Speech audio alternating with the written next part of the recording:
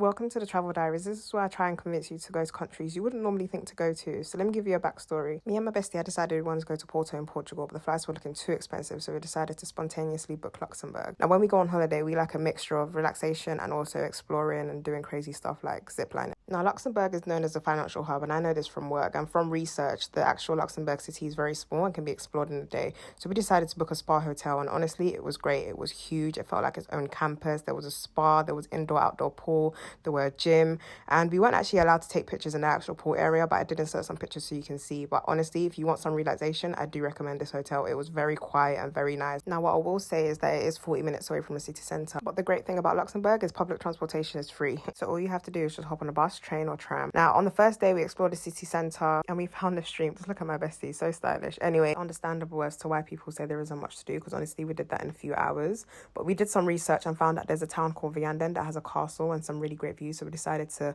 hop on a train on the next day. Now, this is the only train that we actually paid for because we wanted to do first class, but it was only €6 for the whole day ticket for each person. And I think that's a bargain, because if you want to buy a ticket from London to Manchester, we all know how that goes. But anyway, the whole journey from our hotel took around 2 hours. So we had our snacks and we headed to the place. And once we got there, it was actually so stunning, and we headed straight for the medieval castle. This cost around €10 or €11 per person. And it was actually great just to see the history of the town and also just to see the representation of the Romanesque and Gothic period. Honestly, every view from the castle was actually stunning, and it was just amazing to just be there and just be in fresh air. Now, our next activity was actually a chairlift to see panoramic views of Vianden, and it was quite scary but also very nice just to see the whole town. It was very pretty. Now, after this, we did have to rush to catch our bus to go home, but we did have a nice dinner once we got to our hotel. Let me know if you want to vlog on the food, because that's a whole other story.